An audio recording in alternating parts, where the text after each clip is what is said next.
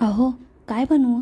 स्त्रियांना पडलेला हा रोजचा प्रश्न. तर मंडळी, अहो काय बनवू ह्या माझ्या यूट्यूब चॅनलमध्ये तुमचं मनापासून स्वागत आहे. तर आज हराभरा कबाब बनवणार आहोत. हराभरा कबाब बनवण्यासाठी आपल्याला लागणार आहे उकडलेला बटाटा, उकडलेला वाटाणा, शिजवलेला पालक व कोथिंबिरीचे बारीक मिश्रण, जिरे पावडर, धणे पावडर, चवीनुसार मीठ, तुम्हाला किती तिखट पाहिजे त्यानुसार हिरव्या मिरचीची चटणी.